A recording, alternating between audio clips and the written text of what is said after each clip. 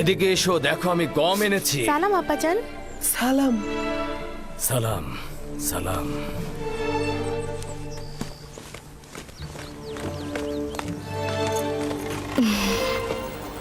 আপনি তো দেখছি অনেক ক্লান্ত হয়ে পড়েছেন। বেলহে জাতাকল প্রস্তুত করো, গম ভাঙাতে হবে, রুটি তৈরি করতে হবে তো। এই বছরের প্রথম ধাপের গম খড় ও দানা কষ্ট করে আলাদা করা হয়েছে। এসো পুত্র আমার।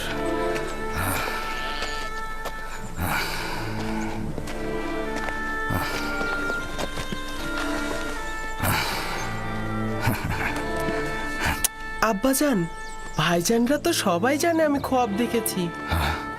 কোথা থেকে জানলো? জানি না তো, তারা আমার কাছে খোয়াব সম্পর্কে জানতে চাইলো। আমি যখন বলিনি, তারা আমার উপর চড়াও হয়েছে। বেলহে,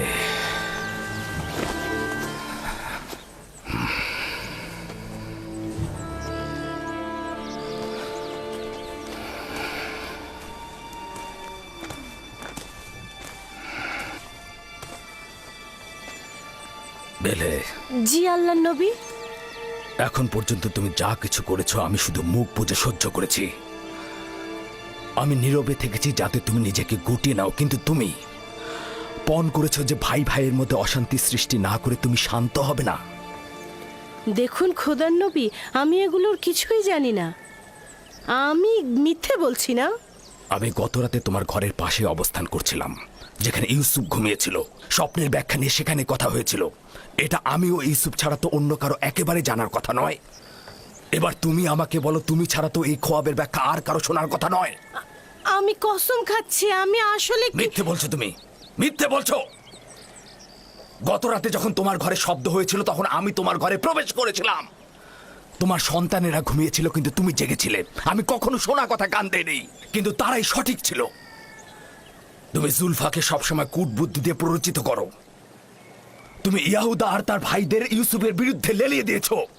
তুমি তোমার নিজের ছেলেকে ইউসুফ বিদ্বেষী করে গড়ে তুলেছো, কিন্তু আমি তাতেও চুপ থেকেছি। যদি একবার এই ভুলের পুনরাবৃত্তি করো, তাহলে আমি আমার নিজের ছেলেদের রেখে তোমাকে তোমার নিজ এলাকা ফাঁদদানে ফেরত পাঠিয়ে দেব। বুঝতে পেরেছো? না না না না, খোদার নবীর কাছে আমি অঙ্গীকার করছি এই ভুল আমি দ্বিতীয়বার আর করব না। আপনার কাছে আমি ক্ষমা চাচ্ছি। আমি আপনার কানিজ, আপনি ছাড়া দুনিয়ায় আমার কেউ নেই। আমাকে ক্ষমা করে দিন। এমন ভুল আমি আর কখনোই করব না। আমাকে ফাঁদদানে পাঠাবেন না, আমাকে এখানেই দাফন করবেন।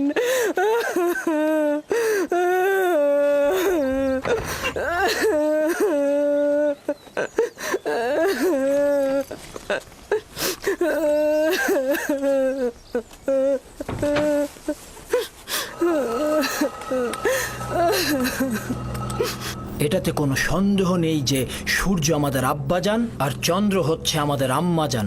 হ্যাঁ, আর বাকি 11 জন তো এই নগণ্য মাতাহীন শিশুটিকে এতটা ঊর্ধ্বে দিয়েছে যে এই স্বপ্নদ্রষ্টা নিজেকে মাবুদ আর আমাদের সেজদাকারী মনে করছে। শুধু আমরা নয়, আব্বাজান আম্মাজানকেও সেই সেজদাকারীর অবস্থায় রেখেছে। আজ এখান থেকে কেউ বের হবে না যতক্ষণ না পর্যন্ত ইউসুফ এবং আমাদের ভাগ্য নির্ধারণ হচ্ছে।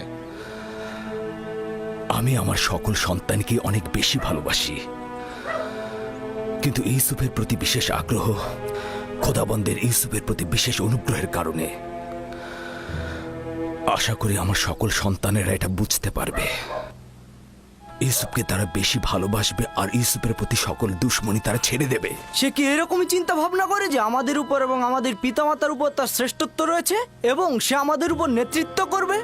হ্যাঁ, ইউসুফের কল্পনা এত বাড়াবাড়ি হচ্ছে, তার কারণ হচ্ছে আব্বাজানের মহব্বত। আব্বাজান তাকে মার থেকেও বেশি মহব্বত করছে। আমি জানি না আব্বাজান তাকে কেন এত বেশি ভালোবাসে। আব্বাজানকে কি ইউসুফ আমাদের চাইতে বেশি ভালোবাসে? এই খানদানের সকল কার্যক্রম আমাদের হাতে। ফসল ফলানো, ফসল চাষ সব আমাদের হাতে। ভেড়াগুলোকে চরণভূমিতে নিয়ে যেতে হবে। নেকড়ের হাত থেকে রক্ষা করা, খাদ্য সামগ্রী, কৃষিকাজ, জল সরবরাহ, ভেড়া পালন সব আমাদের হাতে। আব্বাজান আম্মাজানের সকল মহব্বত তার প্রতি, এমনকি ফুপুমাও তাকে নিয়ে মহব্বতে মেতে উঠেছে।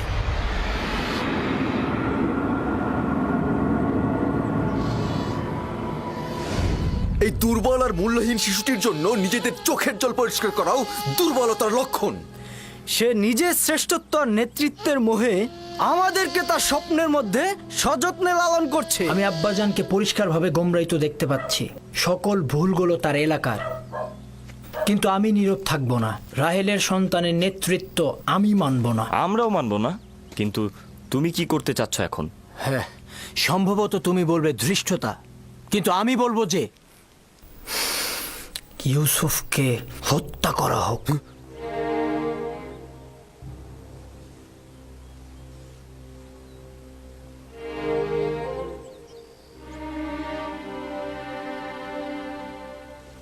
এই কথা খুবই বিপজ্জনক।